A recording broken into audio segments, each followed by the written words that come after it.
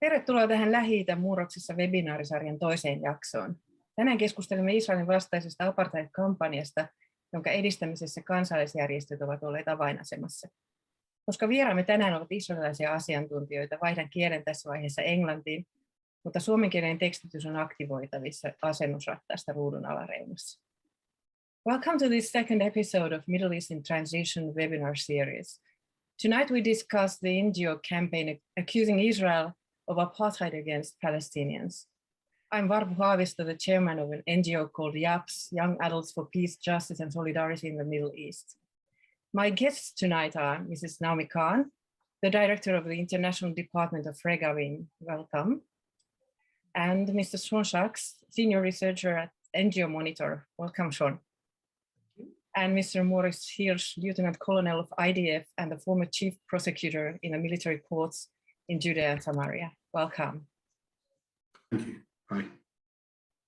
Thank you all for coming as my guests tonight to discuss this, unfortunately not so pleasant topic. Now, in the beginning of February, Amnesty International published its report called Israel's Apartheid against Palestinians, Cruel System of Domination and Crime Against Humanity. With this report, Amnesty joined with a number of small radical pro-Palestinian NGOs which have been spreading these accusations since the beginning of this century. It's clear to anyone who bothers actually to read the report that it sets out serious accusations with harsh legal and other consequences against Israel. But at the same time, it completely bypasses Israel's perspective on the conflict. On the contrary, it completely ignores the scope of the violence faced by Israel and does not even mention Palestinian terrorism on its nearly 300 pages. In this webinar, we want to hear from Israeli experts about the veracity of the allegations and evidence presented as proof of the existence of apartheid in Israel. We will continue on the same topic at the next webinar, which will be held on next Tuesday, March 29th at 7 p.m. That will be a live broadcast in Finnish on this YouTube channel, and we invite you with your questions and comments to participate in the discussion. And the last webinar in the series will be held on Thursday, March 31st at 7 p.m. in this YouTube channel. Now, I think we have to start with the concept of apartheid, because I think some of our listeners may not have a clear idea what it means and where the concept comes from. So can I ask, would you, Shaun, like to explain briefly what was the South African apartheid about? Right. Well, apartheid originated in South Africa. Officially, it began in 1948 when the white government officially took over the running of the country, and it instituted a policy of separation, specifically separation between races. The white minority was determined to maintain power over the ethnic black majority and other races. And so they set about creating a legal system that separated the country into different racial classes. At the very top of this racial class were whites, and then underneath that at the very bottom were blacks, but there were also other racial classes. People of mixed descent were regarded as colored, and descendants of Indians that had come over initially as slaves were regarded as people of Indian race. And furthermore, in addition to classifying people based on the color of their skin, either black, white, or others, various other laws also prevented blacks and whites from living in the same area, prevented blacks from achieving certain levels of education, prevented blacks from, like we said, living in certain areas, even visiting recreational places in certain areas, and even more so, the mixing of races, particularly marriage, and even later, even the simple act of love or having sex was forbidden by law. This was apartheid in its grandeur. Different people, my parents included, even when I was first born, my parents had to register me as a white person to ensure that I could live in a whites-only area. People who were black, who were only allowed to sojourn or work in white areas as seasonal labor or or only live there for a limited period of time because they were only limited to living in Black-only areas. And the entire system was really a system of racial domination, racial segregation, based solely on the fact that somebody was born with a different color skin. And this later led to, more importantly, it led to the fact that people who were not white were prevented from holding any type of legal office, or prevented from running for election, or even voting in any type of democratic election. This was apartheid. This was a terrible, cruel system that was imposed in South Africa, and eventually the system fell apart and South Africa transitioned into a democratic country. Okay, well, apartheid is also used as a legal term in international law and defined as a crime against humanity. So yes. How is it actually defined in international treaties? And actually, what is Israel's position to these treaties? Okay, so the legal terminology, I'll defer to Maurice in a minute, but I'll tell you the legal terminology of apartheid is very specifically, again, there are a number of international statutes that speak about this, and it very specifically speaks of racial segregation, where people of different races are separated based on the fact that they are different races. That is the crime of apartheid, and yes, it is a crime against humanity.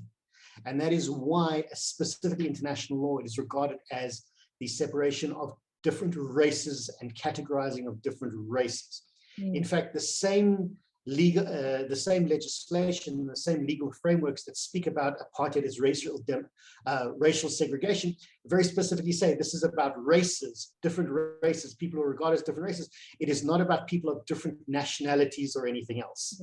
That is also, and then as you'll see throughout the discussion, that many of these so-called human rights groups have a problem in that they realize they can't define Jews as a race, or they're quite happy to define Jews as a race, in which case we have another huge problem, because that leads us back to the dark days of Europe less than 70, 80 years ago.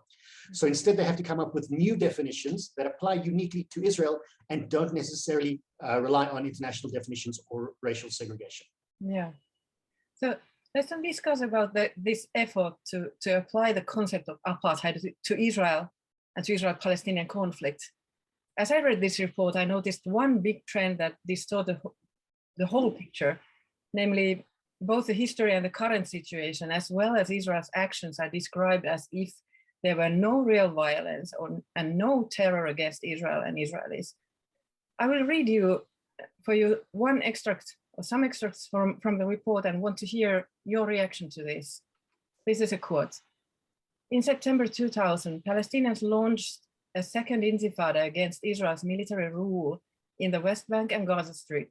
During the uprising, which ended 2005, Israeli forces killed Palestinians unlawfully by shooting them during protests and at checkpoints, although they were not posing imminent danger. They also bombed residential areas and carried out extrajudicial executions. Palestinian armed groups and individuals deliberately killed Israeli civilians by placing bombs in crowded places and in drive-by shootings, both in Israel and in occupied territories. In response, the Israeli authorities collectively punished the occupied territories' entire population by imposing severe restrictions on movement and demolishing hundreds of Palestinian homes. And this goes throughout the report. They speak about non-violent popular resistance, like this is a quote, Palestinians in the occupied territories have mobilized and organized non-violent popular resistance against Israel's military occupation, which has been systematically met with excessive and unlawful force, arbitrary arrests and prosecution in military courts, as well as undue restrictions on freedom of movement. And during the protest, demonstrators often resort to low-level violence, throwing stones and rocks at Israeli soldiers, but without posing any serious risk to them. So, Maurice, is this an accurate picture of what's going on and what happened in the Second Intifada? Maurice, you're on mute. Sorry, I'll just take it off. So thank you for the question. I think we have to really start basically with the word and the use of the word intifada. The word intifada means a popular uprising. This was not a description of what happened starting September 2000. What happened starting September 2000 is a Palestinian Authority initiated wave of terror, the use of violence and terrorism in order to achieve political gains. That's what the story was. It wasn't a few children getting up and throwing stones. It was systematic use of weapons that had been provided to the Palestinian Authority that were then turned on the Israeli civilian population in order to carry out extensive murders. We're now in the month of March.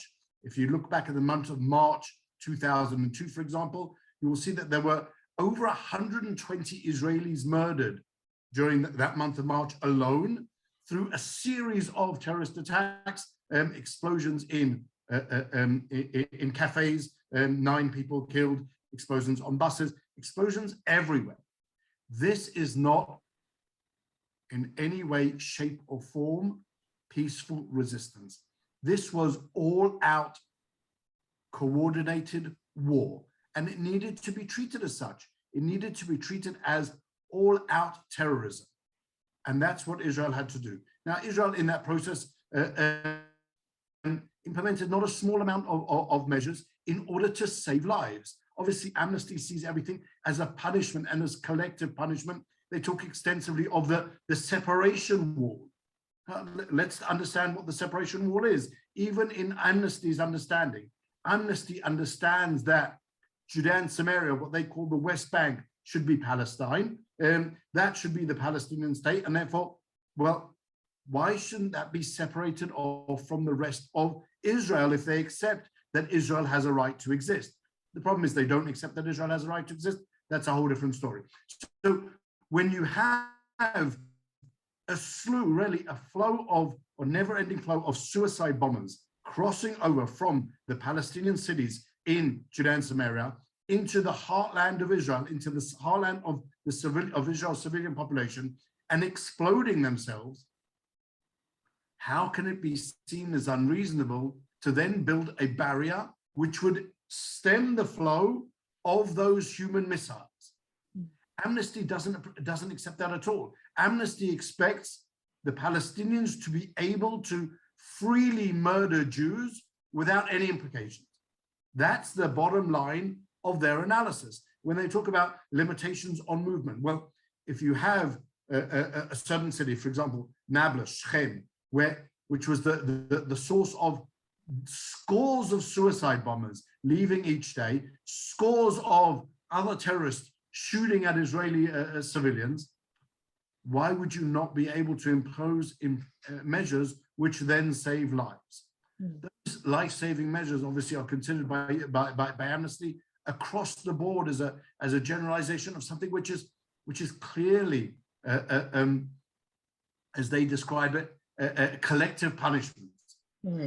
But they ignore entirely the analysis of international law, which in circumstances where they themselves claim that the Fourth Geneva Convention applies to Judea and Samaria, the laws of war and the Fourth Geneva Convention included allow and provide for Israeli military forces to take security precautions and other measures in order to save lives. That, of course, they undermine, they don't accept, that they minimize, because it's all there. It's not designed to be an objective analysis of the situation, but rather a completely subjective demonization of Israel with no real substance standing under it. There's actually a large section in the report where Amnesty accuses Israel of inhuman ill treatments, inhuman acts towards Palestinians. And of course, most severe of those is torture. And let me read to you some extracts. Like, there's about torture. Torture and other ill treatment of Palestinians in Israel and the occupied territories is widespread. For decades, Palestinian detainees, including children, have reported torture or other ill treatment. While Israel's Supreme Court in 1999 ruled that torture and other ill treatment were generally prohibited, it permitted interrogators to use physical interrogation methods in ticking bomb situations. Since the Supreme Court decision in 1999, Israeli interrogators have tortured hundreds of Palestinians, citing the ticking bomb plea. What do you say about this? Well, you actually truly have to love the methodology of Amnesty. They make such a wide-ranging claim. They bring no evidence whatsoever. Yeah. Where are the testimonies? Where are the people who claim that they've been, as it were, tortured? Where is the evidence that they could show that? I don't know, there should be medical evidence from here until the moon. If there's been so many hundreds of Palestinians who have been tortured, where are those claims? Where is one committee that's actually found that those claims are justified? Mm. Unfortunately, they just make these wide-scoping claims, and really they have nothing to base themselves on. They claim that they're basing themselves on testimonies of Palestinian terrorists. So I can say categorically, I was the head of the prosecution for Judea-Samaria for 3.5 years almost. Israel does not use torture. That's it. That is the bottom line and the truth of that story. It's an irrelevant subject as regards Israel. What do you do, on the other hand, when you have instances where, again, when you're talking about the situation of walking bombs really infiltrating into Israel's civilian population and blowing themselves up, killing themselves at will? How do you then deal with that situation when you have someone who has the information to save lives? Mm. In every circumstance, in almost every country, you have a defense that's called necessity, the use of force in order to receive information which can save lives. Mm. So Amnesty obviously would prefer that hundreds more Jews have been slaughtered by the Palestinian terrorists rather than Israel, God forbid, and defend itself against these terrorists. If I could interject for one second on this subject, an interesting, let's say, a gap in Amnesty's reporting has to do with Palestinian Authority use of torture and other inhumane and inhuman acts against its own population. There have been numerous documented cases of Palestinians who have been tortured or killed by the Palestinian Authority's security forces themselves. As a matter of fact, the organization that I work for was among those who had to help pay for medical documentation, tests and documents for some of the victims who sued the Palestinian Authority for damages, the victims or their families, in cases where they were actually murdered by the Palestinian Authority through the use of horrific torture. All of this is documented in court cases. And the Palestinian Authority obviously refused to recognize them, and the courts in Israel actually got involved. These people sued the Palestinian Authority in Israeli courts, and they had no means of producing documentation and had to begin the process of documenting the Palestinian Authority's use of torture and inhumane treatment of its own population. And these things were proven in Israeli courts and well documented. No such thing happens in terms of Israel. It's simply, it's a fabrication. It's a blood libel. And the truth is quite the opposite. Yeah, I see this report is very, very one-sided. I mean, nothing is told, which is like something the Palestinians should do better. So, but since Naomi, you are there, I would like to talk about this section. There's a large section in the report about the land ownership, house demolitions, discriminatory planning policy, etc. And I'd like to ask whether the report is really based on facts. I read one extract to you. Israeli officials have discriminated in the application of planning laws and policies in the Negev, East Jerusalem, and Area C of the West Bank. They strictly enforce planning prohibitions where Palestinian houses are built and freely allow amendments to plans to promote development where Israeli authorities are setting up Jewish cities in Israel or Israeli settlements in occupied territories. When Palestinians build houses illegally because they cannot obtain planning and building permits, the houses are destroyed. Demolitions continue today and are usually carried out for three main reasons: unlicensed building, alleged military or security needs, or as punishment. Is this factual? It's actually nonsense. It's less than factual. What Amnesty and Peace Now and various other organizations of this ilk love to do is to quote percentages without quoting numbers.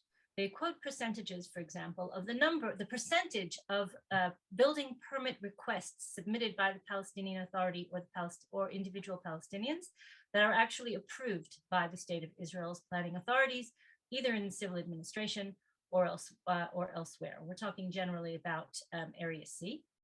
This is their favorite statistic, and they quote the statistic widely. But what does the statistic really say? It says that their lawfare campaign against the State of Israel is extremely successful.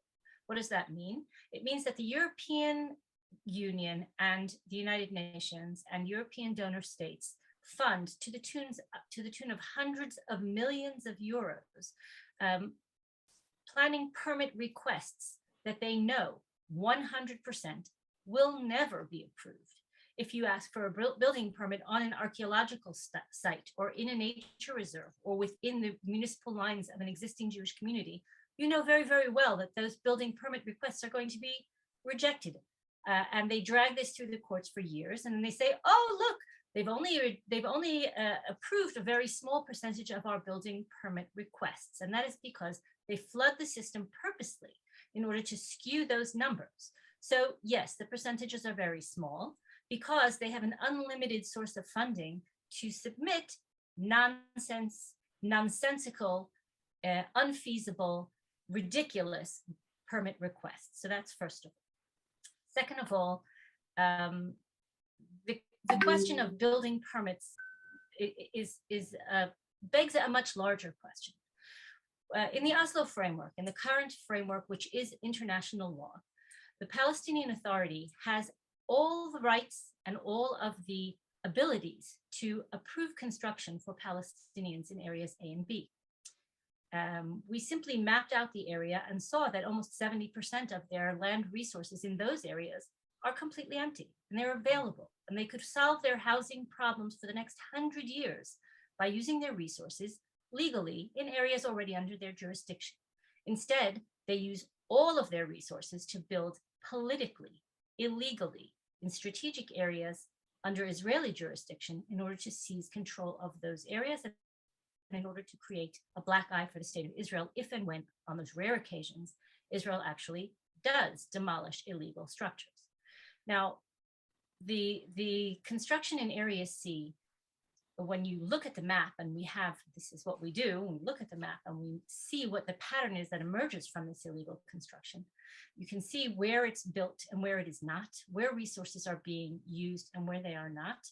It is clearly political, strategic construction.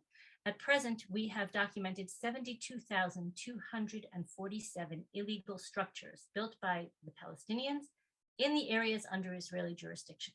The number of demolitions doesn't even scratch the surface. And each time it entails years of lawfare, as I mentioned.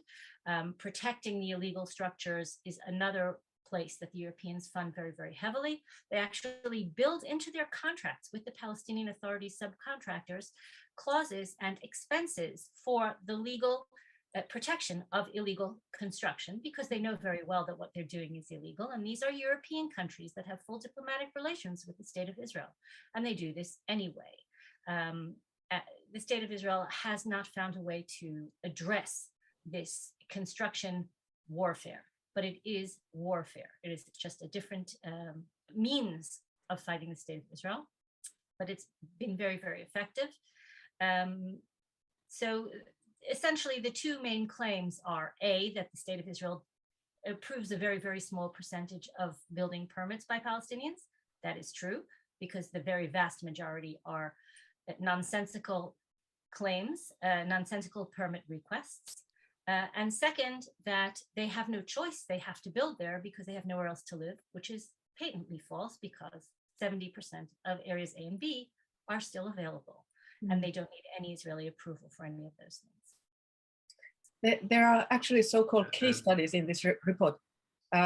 So there was a case study about the Bedouin village al-Hiran in Negev, and then something about Silvan in East Jerusalem. Do you want to comment those case studies? Have you read them? Yes, indeed. al-Hiran, actually, the case is a case that we took to court, documented the completely fictitious narrative that they created of a historic village, etc., etc. Simply put, it's illegal construction. Now, again, the report blurs the lines between areas A, B, C, and Israel proper. al-Hiran is the Negev. It is part of Israel proper. And it is state land. It is land for which Bedouin in the area were given over a decade to present any documentation to support or substantiate claims of ownership. They never did so because they simply don't have any. And even if you have a situation where a person has private ownership of a piece of land, that doesn't mean you can build whatever you want without permits. We live in a modern, organized country, or would like to at least. And that means that before you can build, even on property that you own, you have to have engineering reports. You have to have proper hookups to infrastructure, sewage, electricity, water. You have to have roads. You have to have some sort of geological study to show that you are building up to standards for all sorts of environmental issues, for natural disasters, and that you're not taking someone else's property. All of those things are crucial to the development, normal development in any normal country. And it is equally true in the state of Israel. Despite what Amnesty says, I personally, any other Jewish resident of this country, just because whether or not I own land, I can't just build whatever I want. Certainly, I can't just take a piece of state-owned land and build on it. And certainly, by claiming simply that I own it, it doesn't make it mine. Yeah. So the state of Israel has this, this is essentially what it's facing in the Negev. The issues, the Amnesty report, for example, quotes extensively that the skewed numbers that they like to play with in terms of private ownership of land, that the state of Israel, in 1948, a certain percentage of land was, the vast majority of land was owned by Arabs, and now the vast majority is owned by Jews, and claim that this is proof of Israel's apartheid and somehow it's abuse of the Arab population. These are all ridiculous statistics. The state of Israel at present is more or less like every other organized country in the world. The percentage of land that is owned privately by private individuals or institutions, somewhere in the area of 7%. And that 7% of land, it's the same, I assume, in Finland and in most other places. It's true in the United States, it's true in Great Britain. The vast majority of land in almost every country is owned by the state. But the interesting thing in Israel is that of the 7% that is owned privately, the majority of that 7% is owned by the 20% minority Arab population. So all of these claims of apartheid and of disenfranchisement and of abuse of their property rights are completely false. Another interesting thing is in this report is the sources it uses. I noticed that huge amount of the citations referred to B'Tselem, Peace Now, Adalach, Human Rights Watch, Al-Haq, UN OCHA, and quite many were to Amnesty's own reports. And one reference was even to Electronic Intifada. Shaun, are these sources reliable, objective sources? Well, this is something we see a lot. It's what we call an NGO echo chamber, where these same organizations, Human Rights Watch, Amnesty International, B'Tselem, Al-Haq, all of them work together and they create these same type of reports, and therefore they all will quote one another. Amnesty will quote Human Rights Watch will quote B'Tselem, B'Tselem will quote Al-Haq. And then what happens is all of them then work together and present the same type of reporting to the United Nations. And then the United Nations will quote them again. And we have this situation where we have it going over and over again. So the United Nations quotes Al-Haq quotes the United Nations quotes B'Tselem, B'Tselem quotes Human Rights Watch, Human Rights Watch quotes Amnesty, who quotes B'Tselem and Human Rights Watch all over again.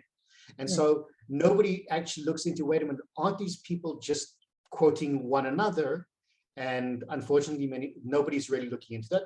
And then when we look into the actual case studies of what they're quoting, we see not only are they all quoting one another, they're all using the exact same examples. And as Naomi has already said, when we look at those examples, we see that they're highly problematic. And if you were to look at them slightly with a more slightly open mind, you'd see that the situation is far more complex than they're actually saying. And that goes back to these same NGOs have a very particular and peculiar agenda that is clearly against the Jewish state, but that is never questioned. Yeah, it's interesting that they use these, like each other's reports as evidence. So it's, and also as you talk about the case studies, I paid also attention to the case studies of individuals in this report. They show quite interesting individuals and cases as examples of Israel's so-called racial oppression. Do you want to comment some of those? Or any of those case studies? Like people who are as examples, taken as examples of racial oppression. Well, there's a couple of times where we've seen where they speak about examples of oppression, and the same examples they use are the same examples used in some cases by other NGOs. They also, in a couple of cases, the people that they're used as examples are workers in some of the NGOs that we've spoken about. And most importantly, the fact that they're constantly using the term racial abuse, etc. And that goes back to another claim that specifically Amnesty International uses, is Jewish domination. Now, if you type into Google today, well, if 6 months ago you went to Google and you typed in the word Jewish domination, your entire web search would be to pro-Nazi groups and conspiracy websites about the protocols of the Elders of Zion or Jews trying to take over the world. That is where the term Jewish domination comes from. But here, Amnesty International has taken that exact same terminology used by the most horrendous anti-Semites around the world and turned it into something to describe Israel. So the terminology that it used to be recognized as blatant anti-Semitism, you would refer to Jewish domination and Jews trying to take over the world. Now as long as you say, well, I'm only talking about Israel, and Israel is an apartheid state, suddenly it's okay to speak about Jewish domination. What's interesting to note, Varpu, is it's not the names that they give of the case studies, but rather the names that they don't talk about. They don't talk about the Arab members of Knesset. They don't talk about, obviously, Black South Africans could never have been elected to the parliament. They don't talk about the Arab members of, or members of the judiciary, judges, including judges in Israel's Supreme Court. They don't talk about the Arab heads of departments in hospitals and every other walk of life. They don't talk about the major generals in Israel's IDF. They don't talk about the Arab Muslims who are commander-in-chief in Israel's police department. So they don't talk about the people who head the prison service. These are all the names that they, whilst bringing these so-called case studies of people who had been affected by Israel's domination and Israel's apartheid, they completely ignore the entire slew of other people. The Arab member, Israeli, who sits on Israel's panel for appointing judges in Israel. They forget about Israel's Corona Czar at the moment, who is also an Israeli Arab.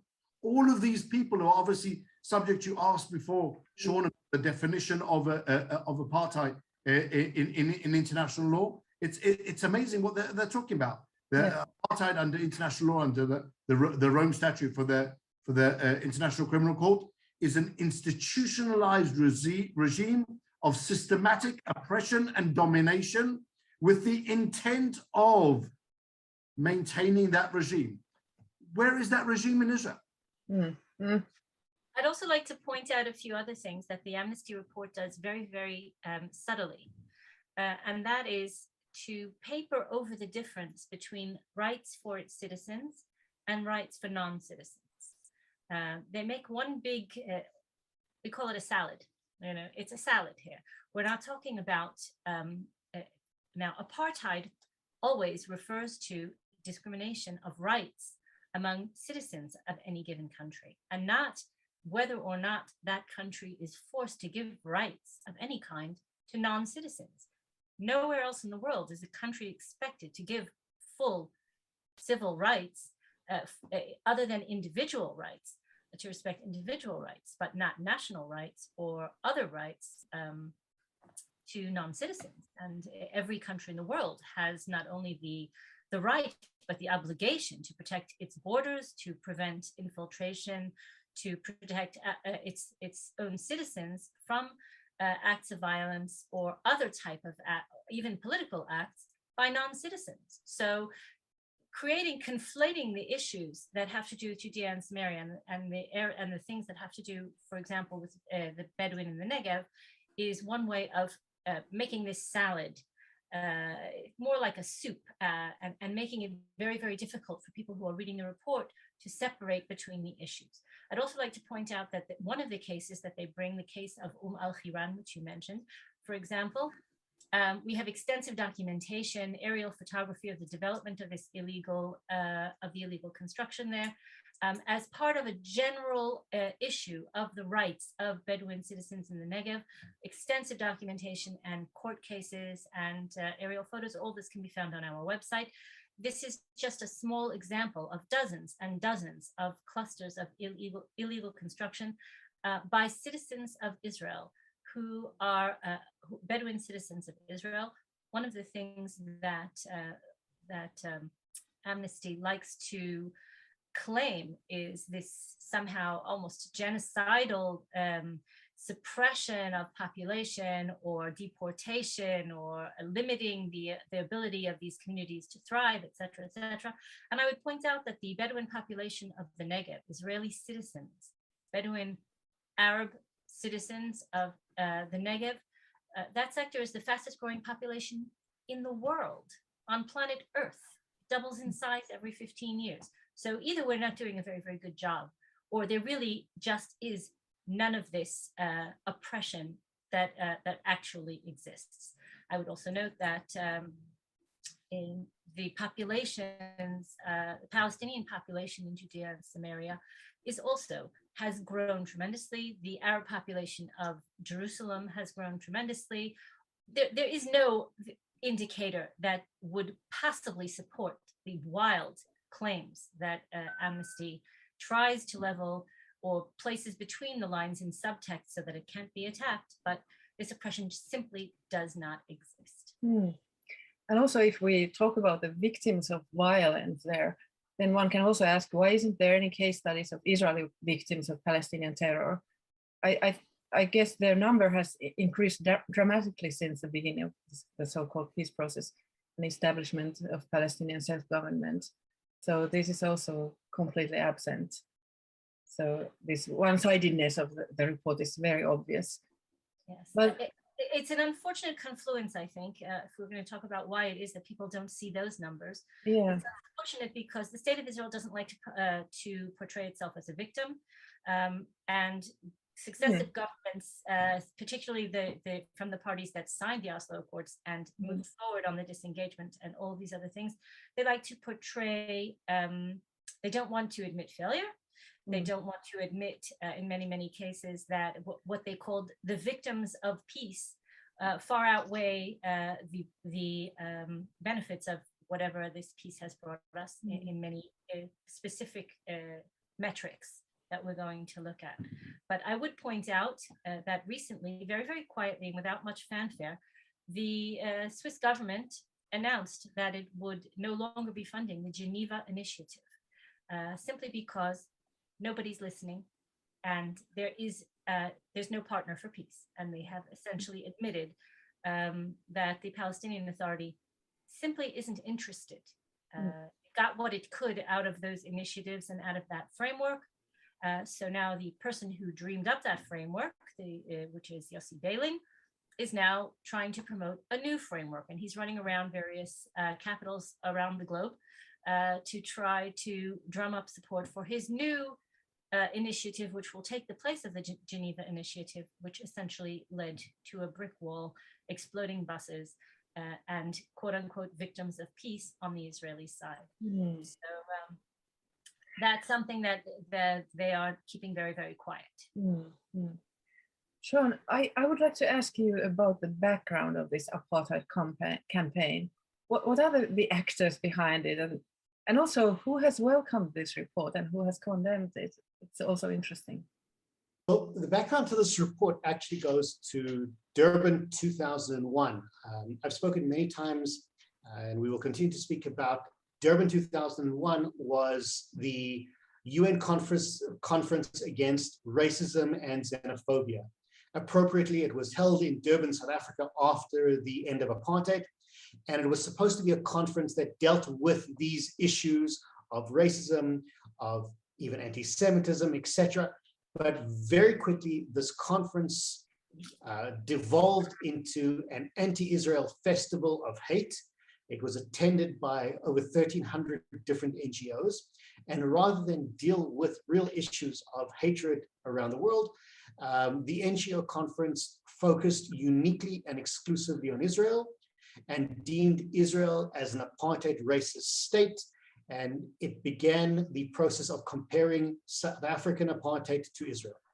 And many of these same NGOs that today are at the forefront of the Israel apartheid campaign were present in Durban at the very beginning of this process. And we've been watching for over 20 years, how many of these NGOs very quickly moved away from being actual human rights groups or human rights activist groups to becoming and adopting a purely anti-Israel narrative. So the fact that only now they're openly using the word apartheid to describe Israel is no surprise. It's been in the works for 20 years. In fact, Amnesty International acknowledges in their own report that the Durban Conference was a starting point for the boycott, divestments, and sanctions process, which compared Israel to apartheid South Africa. And the very next logical step from going from boycotts, divestment, and sanctions is to call Israel an apartheid state.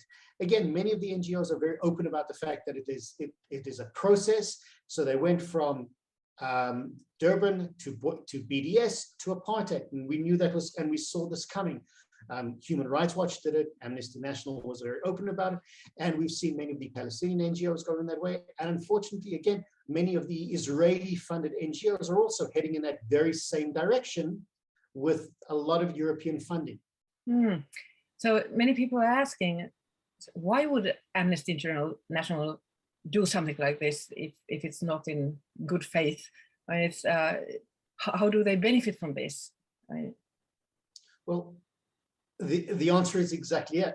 Amnesty International for many, many years has been floundering. They've lost a lot of support, they've lost a lot of money, and they need a new campaign to actually latch onto to increase their profile. And Israel for many, many years has been a very easy way to score political points to get new funders. And so they jumped on this. Just to give an example, 5 years ago, Amnesty International held a major conference where their board was asked to vote on a number of major human rights issues, including what they called at the time the threat against Muslims and Islamophobia and various human rights violations around the world. They were also asked to condemn and to deal with and to run some type of campaign against anti-Semitism. Amnesty International's board voted on every single issue except anti-Semitism. They openly said it's the only thing they just don't have time for. And that was 5 years ago. Now, 5 years down the line, they've written a massive report against Israel. Their latest report. Previously, they wrote a report saying, believe it or not, that there is no actual Jewish ties to Jerusalem or other historical areas. But getting around to anti-Semitism, well, they still haven't been able to write a report about that. Yes, they've issued 3 statements and made a few tweets, but real reports on anti-Semitism, we're still waiting. But what about then Israeli organizations like B'Tselem and others? So can I interject? Yes. There's a new campaign. Anyone who follows the news coming out of Israel, and I'm sure it reaches all the way to Finland, but it's certainly magnified in the United States and in Great Britain. There's a whole new genre called settler violence. Over and over and over again, you will see articles about settler violence and this wave of settler violence and increased settler violence against unfortunate Palestinians. The campaign is actually quite a lot more insidious than that. It not only delegitimizes the Jewish presence in Judea and Samaria, it actually blames the IDF for participating or for standing by or for allowing or enabling settlers to attack Palestinians. So there are 2 things about this increasing coverage and this whole campaign that are really fit into the same picture. It's one element of this delegitimization campaign. It delegitimizes, it really kills 2 birds with 1 stone, as we like to say, and that is both the settlers and the settlement enterprise, and by extension, the quote unquote occupation army, which is the IDF. So statistics actually released by the Israel police and by other first responder organizations on the ground prove without any shadow of a doubt that violence from the side of Jews in Judea and Samaria against Palestinians has actually decreased significantly over the past few years. That's number 1. And number 2, you begin to wonder, so then why is this all in the press and all of this? Well, it turns out that the European Union funded an organization, an Israeli NGO called Breaking the Silence, gave them 1 million shekel to create this campaign, specifically settler violence that is being enabled and fueled by IDF complicity. So they have 1 million shekel that they have to use in order to get their salaries. And what they do is they pay local quote unquote activists to create confrontations, and they document them, and then they send it off to the press. Now, Breaking the Silence. Yeah, it's a beneficial business for them then. It is big business. It is big. But I want to. I just want to point out that Breaking the Silence receives its funds, aside from the European Union, it receives its funds from the same organizations that fund B'Tselem and Now and Adala and all of these other organizations that are part of this larger campaign. They were given money despite the fact that they were discredited, and that the EU itself found in previous years that Breaking the Silence simply fabricated stories that never happened. And nonetheless, they were paid now 1 million shekel to essentially fabricate, to stage and create all of these new stories as well. So I've seen videos of those staged situations. So where you can see that there's really staged. So, but let's go. What's important to point out there, if I could just interject for a second, is something that Naomi mentioned, but has to be stressed. Many people use the argument that, well, most of the claims being raised by Amnesty and Human Rights Watch are also raised by Israeli organizations, such as Breaking the Silence and everything else. You have to understand what this is. This isn't Israeli organizations. These are foreign-funded organizations in which, incidentally, Israelis happen to work, and they function in Israel's very vibrant democracy. That's an Israeli organization. These are foreign governments paying for services that suit their political agenda, and should never be confused with an Israeli organization that truly condones or even really exposes any of these things which they're claiming Israel has done. So I would Varpu, like to... sorry, Varpu, do you mind if I, sorry, we're on this topic. I'm just going to bring, I'm just going to go one step further. We've spoken about all these organizations a number of times, and earlier we'd spoken about an echo chamber, how they all work off each other. So at NGO Wonder, one of the things we've seen is B'Tselem, Breaking the Silence, Adala, and many others are approached by the European Union and the European governments, or they work together with the idea of they come up with a plan for dealing with human rights in the future. So these organizations write up a plan and send it to the European Union. The European Union says, oh, this is a great idea. We'll give these same organizations money to carry out the plan. And then a year later, after they receive millions from the European Union, they write a new plan and saying, well, for whatever reason, generally because of Israel did this wrong, Israel did this wrong, we're going to need more money to create a new plan to tell you how bad Israel is, so you can give us more money so we can create a new plan to tell you how bad Israel is. And so we've got this circle that goes over and over again, where the European Union and various European governments are consistently paying these NGOs to write reports about how bad Israel is, so that they can get more money to write reports about how bad Israel is. Yeah, and it's an incredible flow of money from Europe. I mean, it's really shameful. But I would like to talk about the consequences of these reports, because people might think that, okay, these are only words, they have no consequences. But reading the Amnesty report, it concludes with a list of recommendations for Israel and Palestinian Authority and international actors. And there are about 50 demands on Israel. For example, that it should receive millions of Palestinian refugees, dismantle the security fence, and let people and goods move freely across Gaza borders. In comparison, it makes 2 recommendations to Palestinian Authority, which are document Israel's system of apartheid against the Palestinian population, provide evidence to international courts and other bodies, and ensure that any type of dealings with Israel, especially security coordination, does not contribute to maintaining the system of apartheid. It's ridiculous unbalance. 50 demands for Israel and these 2 recommendations for Palestinian Authority. And at the same time, it demands, among other things, that UN Security Council and all UN member states impose a comprehensive arms embargo on Israel, which should cover all military and security equipment and assistance. That means I get also all defensive material. So what would be the consequences of implementing these recommendations? I think the consequences are very, very clear.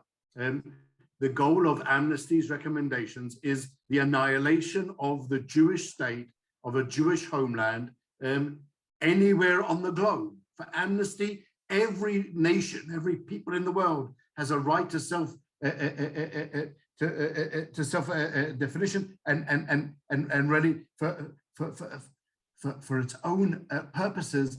Amnesty completely undermines the right of the Jewish people for self-determination. Every other people in the world has it, only the Jews don't have it. The goal is to destroy Israel, flood Israel with millions of Palestinian refugees. The goal, democratically destroy Israel, take away the security barrier. The goal, open Israel to Israel's civilian populations to unending human missile attacks, attacks from Gaza, attacks from Judea-Samaria. Do everything possible in order to destroy the state of Israel. That's their only goal. That is the clear goal of the entire report, and definitely of its recommendations. And that has to be seen clearly for what it is. Everything else, the pretense that they're discussing any type of human rights should be seen for what it is. It's just a fallacy. Palestinians have rights to murder Jews. Jews don't have rights to defend themselves. That's the equation that Amnesty's report is providing to the world. That is the consequences of their recommendations. That is Amnesty's goal: destruction of Israel as a nation state of the Jewish people. Yeah. I'd also like to point out one other interesting thing, that unfortunately, the Amnesty report starts, as always, they choose to start their history from a very specific time and place. But they carry on at length in this report about how the Palestinians are stateless people. And under the Universal Declaration of Human Rights, everyone has a right to nationality. Of course, they're trying to deny that right to the Jews, but that's a topic for another day. Why is it that the Palestinian residents of the Palestinian Authority are stateless people? They forget to mention that they all had citizenship of a proper, internationally recognized country until that was rescinded unlawfully, and that is the violation of international law. Who rescinded their citizenship? Jordan. Jordan essentially in 1988 unlawfully removed its citizenship from all Palestinians living in Judea and Samaria, and is gradually rescinding citizenship of people of Palestinian extraction living on the eastern side of the Jordan. That is what is illegal. So none of the recommendations actually address the true core, the basis for the violation of political rights for these people, because their violation of political rights doesn't come from us. It comes actually from Jordan. And the fact that the international community is willing to look the other way and allow Jordan to create millions of stateless people in violation of international law, you'll have to ask them why that is, that there's no Amnesty International report about that. There's also a very bizarre attempt to ignore the Palestinian Authority's reason for existence to begin with, and that is to create civilian life for Palestinians in the areas under its jurisdiction. So why is it that there are no recommendations for the Palestinian Authority, A, to relinquish all its, well, I won't say relinquish, let's say, why is there no demand on the Palestinian Authority to develop the 70% of its land reserves and resolve the housing issues, if there are any actually, for the people living under its jurisdiction? Why has it completely forgotten to mention that the Palestinian Authority hasn't held elections as according to its very, very most basic mandate we're going 17 years. 17 years, it's going on 2 decades. No recommendation about that.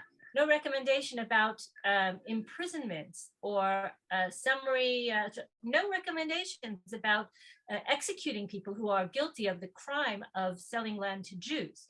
None of these things are part of Amnesty International's recommendations for the Palestinian Authority. The only recommendations they have are new ways in which to attack and delegitimize the state of Israel. So, and most fundamentally, no recommendation that the Palestinian Authority stop spending almost $300 million a year rewarding terrorists, paying financial rewards to terrorists. That's just an unbelievable oversight of Amnesty International's report. Imagine paying people. If there was a system in the world where you were paid a financial reward for murdering a black person, the world would obviously be an outcry. That's not apartheid. That's worse than apartheid. But that system exists in the Palestinian Authority. By law, they pay financial rewards to people who murdered Jews. Yes. Amnesty is silent. Yeah. That's unbelievable. Yes. Varpu, I just want to bring up, I think everything that was said before was absolutely right. I'm going to bring up 2 other points that I think are very important. Yes. Before the report was made public, Amnesty International released it to journalists to try and get as much information to get as much media possible.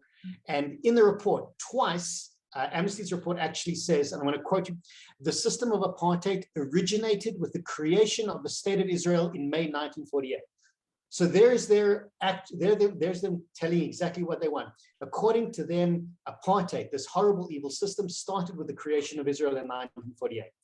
Very interestingly, in the report that was made official, which was printed on a couple of pieces of paper, afterwards, they changed that language.